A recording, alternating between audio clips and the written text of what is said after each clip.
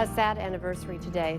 It was 30 years ago today that one of the great tragedies in American history took place when the Space Shuttle Challenger exploded just 73 seconds after liftoff.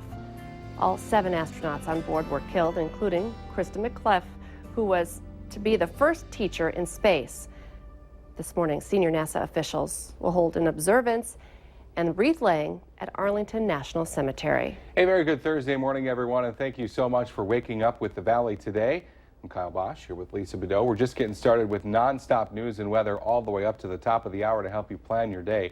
And we do start with breaking news we've been following for you this morning. A man wanted for allegedly ramming into a Moorhead police car last week is in jail this morning after police say he was involved in another chase through a South Moorhead neighborhood.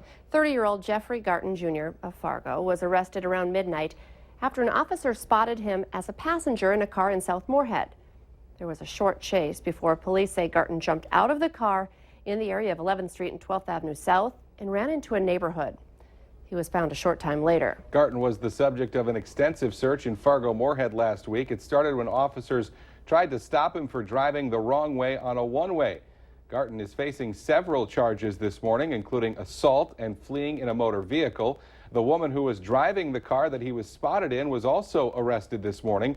30-year-old Savannah Hartsock is being held on drug charges after police found her with a small amount of meth. Coming up on 6:51, time for weather and traffic on the ones. And we check in first with meteorologist Robert Hahn. And temperatures have been dropping all through the valley today. Yeah, they're still dropping and down to 18 now up in Langdon, 20 in Grand Forks, 21 in Crookston, Thief River Falls, and Roseau. We're at 25 here in Fargo just a couple of hours ago. We had temperatures in the mid-30s here in the Fargo-Moorhead area. Add insult to injury, we've got the winds continue out there. 30-mile-per-hour wind gusts here in the Fargo-Moorhead area, 39 miles per hour in Fergus Falls, and the combination of the colder temperatures, the falling temperatures, and those gusty winds. Wind chills as cold as 0 in Hallock, 3 in Langdon, 6 in Grand Forks, 10 here in the Fargo-Moorhead area. Clouds continue to slide off towards the southeast, and we'll see some mostly cloudy skies as we head through the day today. A few peaks of sunshine, not out of the question, but the sun, if you're lucky enough to see it, not going to warm us up very much at all. Radar-wise, not seeing a whole lot of precipitation out there. A few light snow showers in far southeastern North Dakota. I could see a few isolated flurries from time to time just about anywhere in the region as we head through the next few hours, but most of us will stay dry. Northern Plains pretty quiet. As you get off into the Great Lakes, though, the storm system that is providing us with the strong and gusty winds, that continues to slowly pull on away and pulling all the snow with it and eventually the wind with it as well. A lot of rain in the southeastern U.S. and quite a bit of rain in the Pacific Northwest with some higher elevation snows. For us, as we head through the rest of the day today, we reached our high several hours ago, and we're going to see temperatures steady to slowly falling as we head through the next few hours, and then steady this afternoon. As a warm front moves on through later on this evening into tonight, could see a few flurries or snow showers along it, and then the winds will start to kick up out of the south, and that'll start to warm us up as we head through the overnight hours and into tomorrow morning. And temperatures this morning falling. Tomorrow morning will be rising. A chance for a few flakes of snow very early tomorrow morning up in northern Minnesota. And then as a cool front moves on through, we'll see a chance for some rain showers, some snow showers, maybe a little bit of sleet, some minor accumulations possible in far northern Minnesota as we head through the late afternoon hours tomorrow. And temperatures remain on the mild side as we head through the next couple of days. Today, temperatures dropping. Tonight, temperatures rising. Tomorrow, windy and warmer with that chance for a wintry mix early in the day. Flurries on Saturday, and then turning colder as we wrap up January and head on into February. That is another look at your weather. Let's get another look at your traffic with Al Ahmed. Good morning, Al. Good morning to you, Robert. Good morning, everyone. By the way, we have a really pretty moon out there this morning. It's worth taking a gander at, too, if you have time. I'm out on Interstate 94. Again, a reminder for you with stalled car. Westbound Interstate 94. It's been there for 3 days, I believe, between 45th and Vets. Make sure you're looking out for that. No lights, no flashers.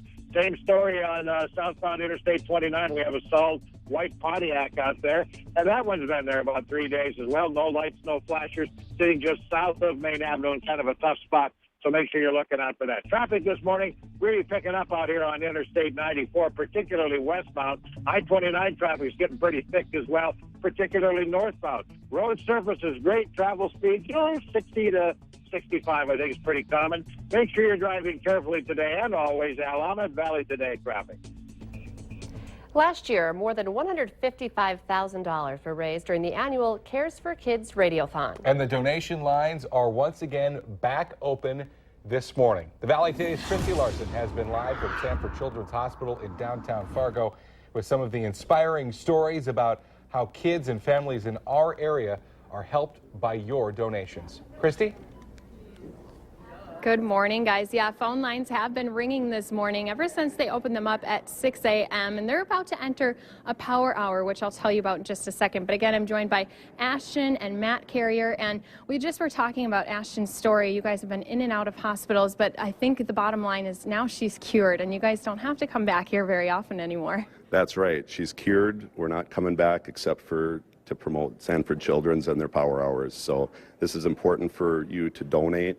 I can't think of a better cause to donate money into the community than to help these kids. And I think one of the things is you never know when it's going to happen to you, and that was the same for you guys. Oh, for sure. It happened to us very unexpectedly. It was very quick, and we're very thankful Sanford Children's was here.